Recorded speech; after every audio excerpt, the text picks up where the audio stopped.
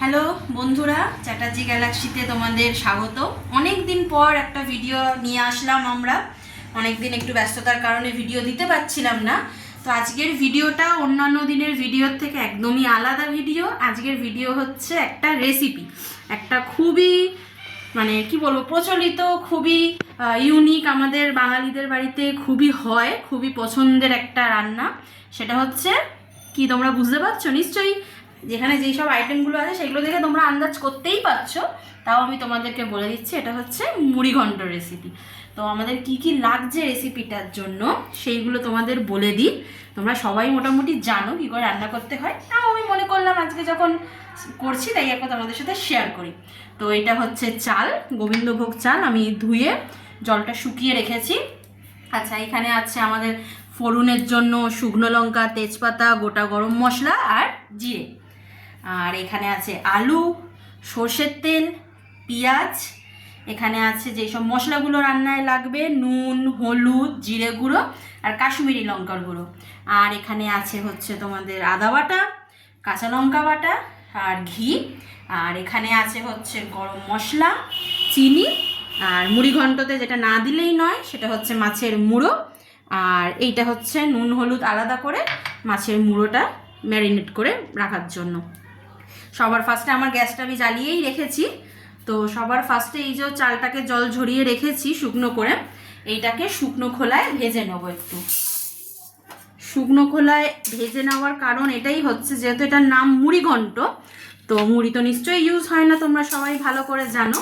কিন্তু এই চালটাকে যেহেতু শুকনো খোলায় ভেজে নেওয়া হয়, সেই জন্য এটাকে মুড়িঘণ্ট বলা হয়। অবশ্যই এটা নানা রকম মত আছে, অন্য কারণেও হয়, অনেক কেউ আবার চাল না ভেজেও করে। তো অত নিয়ম বা কারণের মধ্যে যাবো না, শুধু এটাই বলবো চালটাকে একটুখানি ড্রাই রোস্ট করে নিলে খেতে টেস্ট হয়। তো তোমরা যদি পারো তো এইভাবে ড্রাই রোস্ট করে নিয়ে করবে, ভাল লাগবে। তো ড্রাই রোস্ট আমি করে নিই চালটা, তারপরে পরবর্তী যেটা স্টেপ আছে তোমাদের সাথে শেয়ার করছি।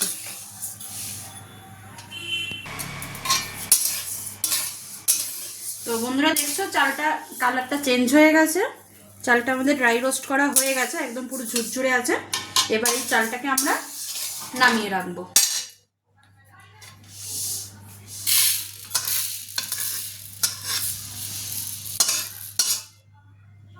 আচ্ছা, চালটা নামিয়ে রাখলাম। এবার এই কড়াইটাতেই আমরা মাছ ভাজার জন্য সর্ষের তেলটা দিয়ে দেবো।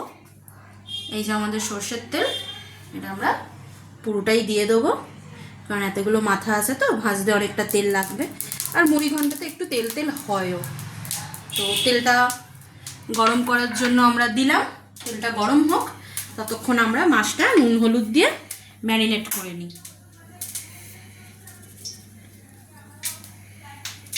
হলুদ দিয়ে দিলাম, এবার নুনটাও দিয়ে দিই।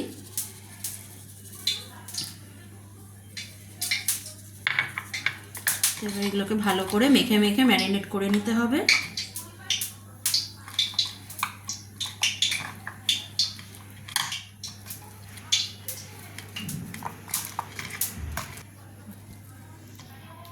তো বন্ধুরা দেখছো মাছগুলো আমার ভালো করে নুন হলুদ মাখিয়ে নেওয়া হয়ে গেছে সবকটাতে। আর এদিকে আমাদের তেলও ধোয়া উঠছে, তেল ভালো গরম হয়ে গেছে। এবার তেলের মধ্যে মাছের মাথাগুলো দিয়ে দেবো।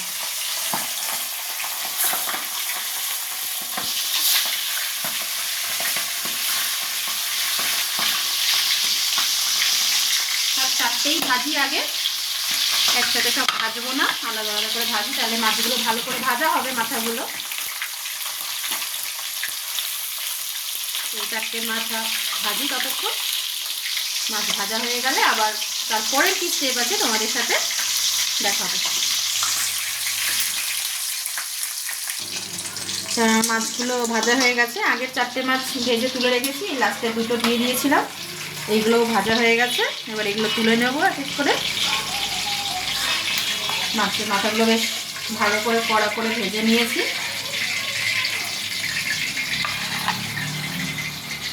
এবার এখানে এই যে আলুগুলো আছে, সেগুলো আলুগুলো দিয়ে দেবো, আলুগুলো একটু ভেজে নেব।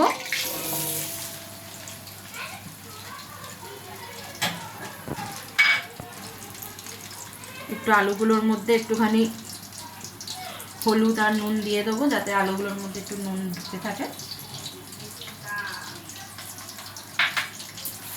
যত সামান্যই দিলাম, যাতে আলুগুলো মানে ভাজার সময় ফ্যাকাশে না লাগে। একটু হলুদটা দিলে একটু আলুগুলো একটু লালচে লালচে একটু ভালো ভাজা হবে।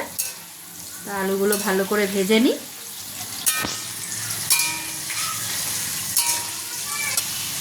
এই আলুগুলো আমাদের দেখতেই পাচ্ছ লাল লাল করে সব ভাজা হয়ে গেছে। এবার এইগুলোকে তুলে রেখে দেবো।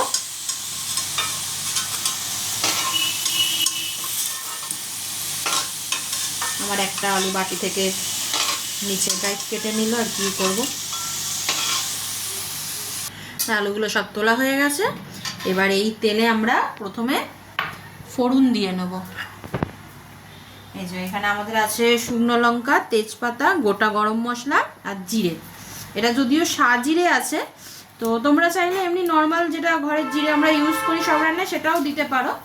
আমি এই জিরেটা ইউজ করি।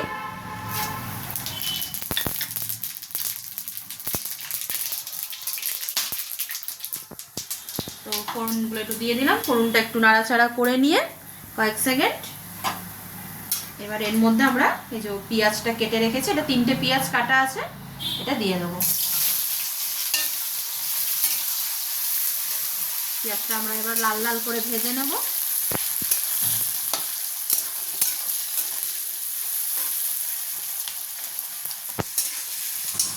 আমাদের এবার পেঁয়াজগুলো দেখতেই পাচ্ছ তোমরা লাল লাল করে ভাজা হয়ে গেছে। এবার এর মধ্যে আমরা দিয়ে দেবো হচ্ছে এই যে আদা বাটা,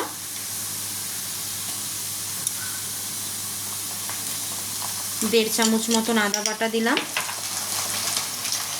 আর কাঁচা লঙ্কাটা তোমরা সবাই তোমাদের স্বাদ মতন দেবে। আমি 1 চামচ মতন আদা বাটা এই কাঁচা লঙ্কা বাটা দিলাম। এটাতে আমি আর ঝাল গুঁড়ো লঙ্কা ইউজ করব না, ওই জন্য যেইটুকু ঝাল হবে সেইটুকু কাঁচা লঙ্কার ঝালই হবে। তোমরা যদি মনে করো যে গুঁড়ো লঙ্কা ইউজ করবে ঝালটা, তাহলে কাঁচা লঙ্কাটা একটু কমও দিতে পারো।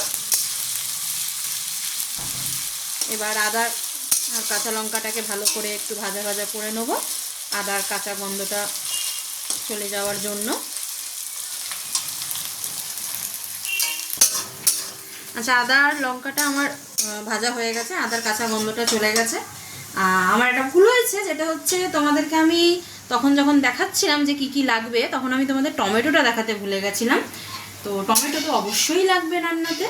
তো এইখানে আমি একটা বড় টমেটো আর একটা ছোটো টমেটোর হাফ দিয়েছি, তো এইটা দিয়ে দিলাম। টমেটোটা দিয়ে ভালো করে একটু ভাজা ভাজা করে নিই, টমেটোর কাঁচা গন্ধটা চলে যায়। তারপরে এর মধ্যে আমি মশলাটা দেবো।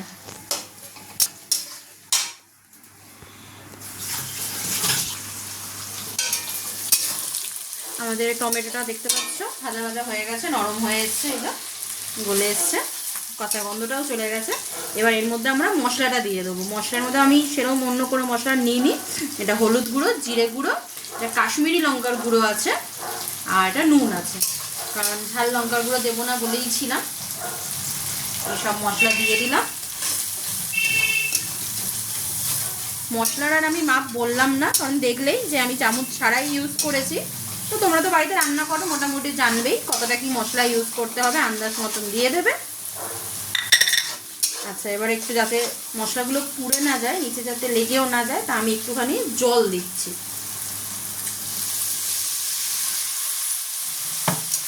সামান্য জল দিলাম মশলাটাকে শুধু কষিয়ে নেওয়ার জন্য। মশলাটা কষে গেলে আমি এর মধ্যে মাথাটা অ্যাড করে দেবো।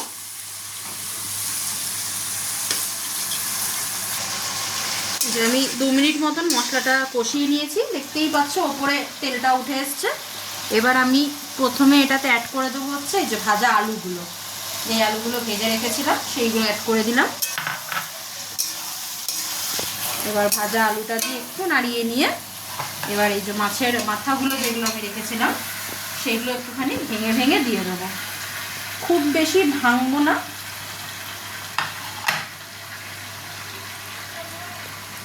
আমাকে 2টো হাত লাগাতে হলে বাচ্চা বাচ্চাদের শক্ত। এগুলোকে আর ভাঙবো না, বড্ড কাটা কাটা হয়ে যায়। আমার বাড়িতে আবার এত কাটা কাটা করে খেতে চায় না, তাই ওই সাইডগুলোকে একটু গোটাই রেখে দেবো। তো সব মাথায় এইভাবে ভেঙে ভেঙে দিয়ে দিচ্ছি।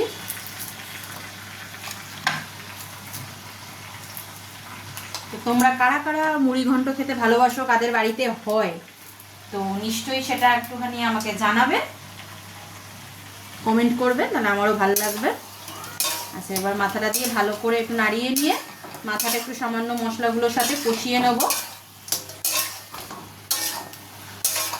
কষানো হয়ে গেলে তারপর এটার মধ্যে আমাদের চালটা অ্যাড করতে হবে, সেটা তোমাদেরকে দেখাচ্ছি। আগে মাথাটা দিয়ে একটু কিছুক্ষণ কয়েক মিনিট একটু কষিয়ে নিই।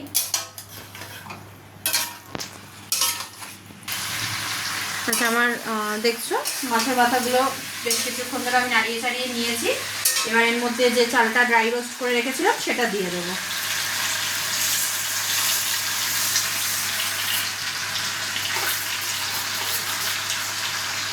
গোবিন্দভোগ চালের কিন্তু একটা আলাদাই সুন্দর গন্ধ আছে।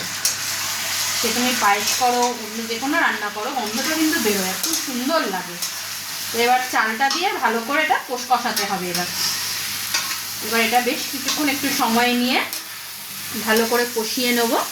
কষানো হয়ে গেলে তারপর জল অ্যাড করতে হবে, তোমাদের সাথে আমি সেই স্টেপটাও দেখাবো নিশ্চয়ই। তো আমরা ভালো করে কষিয়ে নিয়ে এটা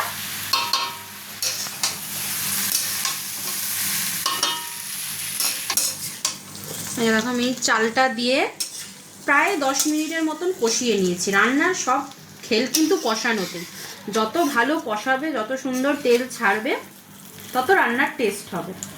মশলাগুলো প্রপার কষবে তবেই ভালো লাগবে, নাহলে ভালো করে না কষালে মুখে মশলা পড়লে অতটা টেস্ট হয় না রান্না। তো দেখতে পাচ্ছ ভালো করে আমার কষানো হয়ে গেছে। এবার আমি এর মধ্যে জল অ্যাড করে দেবো। তো আমি 3 বাটি চাল নিয়েছিলাম, তো 3 বাটিতে আমি 6 বাটি মানে চালের ডবল জল দিচ্ছি।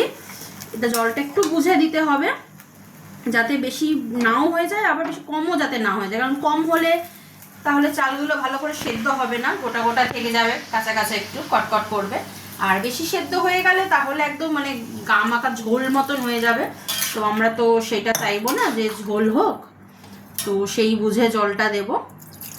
চালের ওপরেও ডিপেন্ড করে কতটা জল দেব, কারণ যদি গোবিন্দভোগ চাল একটু পুরনো হয় তখন একটু জল বেশি লাগে। মানে যেটা আমার চালটা, এটা নতুন চাল, আমি 3 বাটিতে 6 বাটি জল দিলাম, মানে ডবল।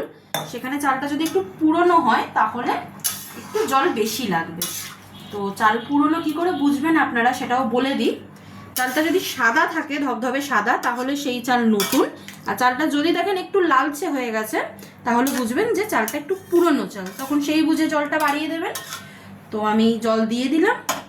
এবার এটাকে ভালো করে ফুটিয়ে নেবো। গ্যাসটা বাড়িয়েই রাখছি, খুব বেশি বাড়াচ্ছি না, মিডিয়ামেই রাখছি। এবার এটা ঢাকা দিয়ে দেবো। ঢাকা দিয়ে চালটা, আলুটা সেদ্ধ হয়ে গেলেই প্রায় আমাদের রান্না শেষের দিকে হয়ে যাবে। তো এটা সেদ্ধ হোক, তারপরে দেখাচ্ছি আপনাদের।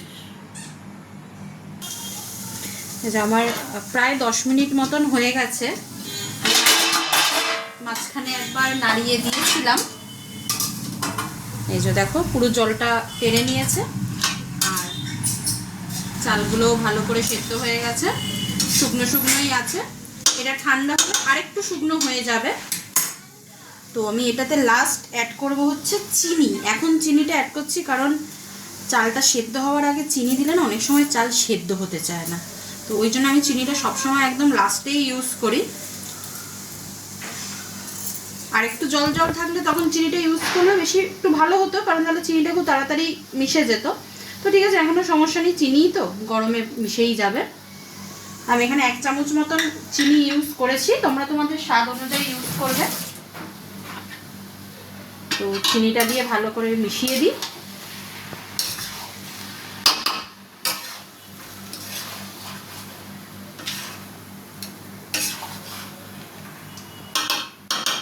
চিনিটা মিশে গেলে এর উপর দিয়ে এবার গরম মশলা দেব। চিনিটা ততক্ষণ মিশে যাক, তারপরে দেখাচ্ছি তোমাদের।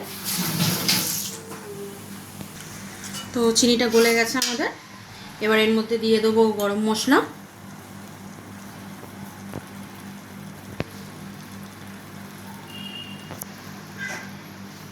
গরম মশলাটা দিয়ে দিলাম, আর ওপর দিয়ে দেবো একদম সবার শেষে ঘি।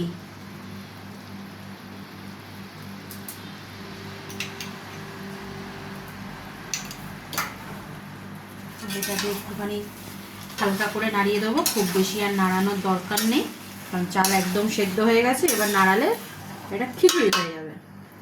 তবে এটা নাড়িয়ে দিই, ঘি আর গরম মশলা নিজের মতন মিশেই যাবে। এবার গ্যাসটাকে অফ করে দিলাম। এবার কিছুক্ষণ 10 মিনিট স্ট্যান্ডিং টাইমে রেখে দিই, দিলে তারপরে সার্ভ করবো। তাহলে সার্ভ করে দেখাচ্ছি। তো বন্ধুরা 10 মিনিটে স্ট্যান্ডিং টাইম হয়ে গেছে। আর এই যে আমি থালাতে বেড়েও নিয়েছি। এবার যাকে দিয়ে মেন টেস্টিং করানোর তার কাছে নিয়ে যাই, কারণ রান্না তো করে নিয়েছি। এবার কেরম হলো সেটা তো যে খাবার সে খেয়ে বলবে। এই যে তোমার জন্য নিয়ে চলে এসেছি। বাহ, এবার খেয়ে বলো কেমন হয়েছে। দেখেই তো দারুণ লাগছে, বেশ টেম্পটিং লাগছে দেখে।